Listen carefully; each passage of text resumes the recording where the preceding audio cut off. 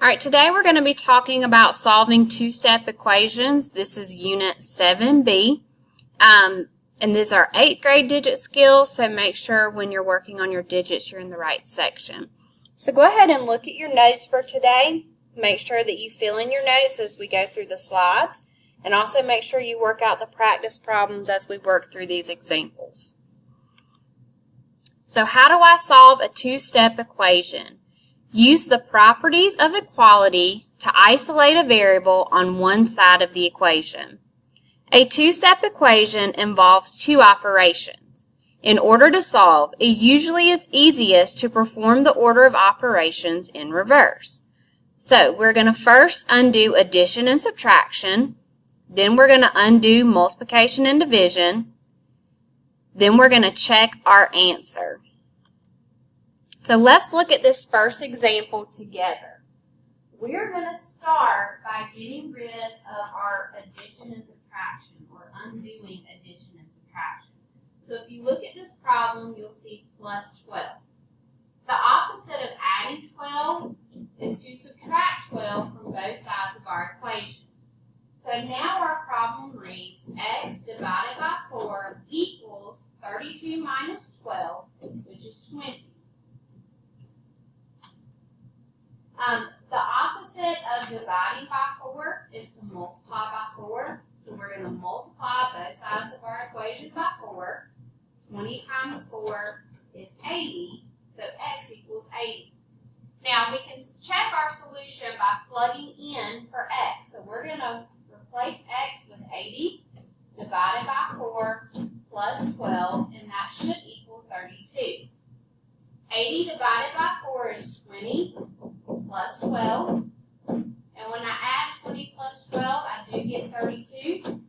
So I know my solution is correct. All right, the next problem we have, this is example number 2 in your notes. 3 plus 3t equals 17. Here we're going to undo the number that's by itself. So we're going to undo 3. In order to get rid of that 3, we're going to have to subtract, because 3 minus 3 leaves us with 0. So we subtract on the right side of our equation. 17 minus 3 is 14.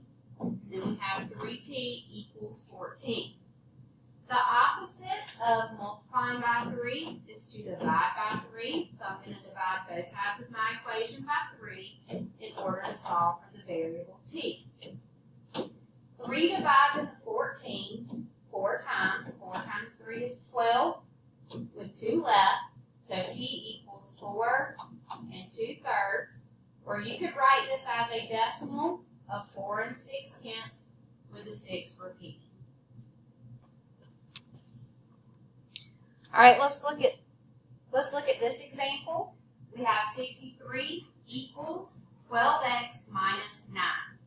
So again, we're going to start by getting rid of our addition and subtraction. So here we have subtracting of 9. The opposite of subtracting 9 is to add 9 to both sides of our inequality. 63 plus 9 is 72 equals 12x. The opposite of multiplying by 12 is to divide by 12. And 72 divided by 12 equals 6. All right, go ahead and try example number 4 on your own. All right, for this example, you should have gotten that y equals 6 1/4 or 6 25 hundredths. All right, flip over to the back of your notes. And the next problems that we're going to work out are word problems that we're going to write an equation and solve for. So we're going to start with this example together. A 22 and 8/10 pound cat needs to lose weight. If the owner follows the vet's weight loss plan, the cat will lose 0.4 or 4/10 pound per month. After how many months will the cat weigh 14 pounds? All right, so we know that right now the cat weighs 22 and 8/10 pounds, and the vet tells us that our cat needs to lose 4/10 of a pound per month. So that's 4/10 times M, M indicating the number of months that it will take for the cat to lose weight. This plus the 14 pounds equals the 22 8/10. So the first thing we need to figure out is how much weight our cat has to lose. So we're going to get rid of that positive 14 by subtracting 14 from each side of our inequality. And when we subtract 14 from 22 8/10, we get 8 8/10. So 0 and 4/10 times M equals 8.8. So now we're going to divide both sides of our inequality by 4/10 to figure out how many months it's going to take for our cat to lose the weight. So we divide 4/10 into 8 8/10. Remember, when we divide decimals, we have to move the decimal out. 4 divides into 8 twice. 4 divides into 8 twice. So M is going to be 22. So that means it's going to take 22 months for our cat to lose the weight. A family rents a moving van for $34.99 plus 59 cents per mile. The bill is $148.86. Write and solve an equation to determine how many miles the family drove. I want you to pause the video and I want you to go ahead and write the equation. You don't have to solve it yet, but let's go ahead and write the equation. All right, if you see what I have underlined and circled, these are what's important. So I'm going to rewrite this as an equation. So $34.99 plus 59 cents per mile is $148.86. To solve this equation, I'm going to subtract $34.99 from both sides of my equation. So when I subtracted $34.99 from $148.86, I got $113.87. So I'm going to bring down my 59 hundredths times M, set equal to that number. The opposite of multiplying by 59 hundredths is to divide by 59 hundredths. So I'm going to divide both sides of my equation by 59 hundredths. Divide the denominator into the numerator. I'm going to go ahead and move my decimal twice here and twice here. And now I'm going to divide. When I divided 59 hundredths into $113.87, I got 193.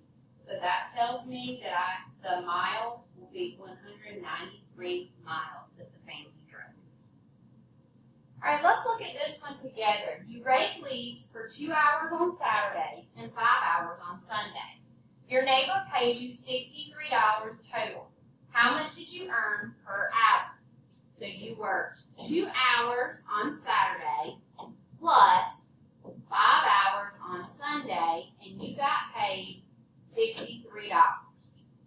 Here we can combine like terms. We have 2h plus 5h. They share the same variable. 2 plus 5 gives us 7h equals 63. The opposite of multiplying by 7 is to divide by 7. So we divide both sides of our inequality by 7, and h would equal $9. Since 7 times 9 is 63. So that tells us that he got paid $9 per hour. A plumber buys 20 feet of pipe in February and 35 feet of pipe in March. He spends a total of $384.45. What is the cost of the pipe per foot? I want you to go ahead and write an equation to see if you can write the correct equation for this problem. This is very similar to the last one we just did. All right, you should have the equation 20F, for example, plus 35F equals $384.45. Remember, you can use any variable within these equations. All right, go ahead and pause the video and solve for the cost of the pipe per foot. Alright, when we combine like terms, we get 20F plus 35F is 55F equals $384.45. We divide both sides of our equation by 55, and the cost of the pipe per foot would equal $6.99. Alright, go ahead and copy down these 4 problems somewhere in your notes and practice with those. Alright, go ahead and check your answers to these 4 problems compared to what I have. Alright, your assignments for today, you need to complete Digits 2.1. Remember, that is an 8th grade skill, so make sure you check both to-do lists in your Digits account. And then you need to complete Unit 7B IXL Skill S5.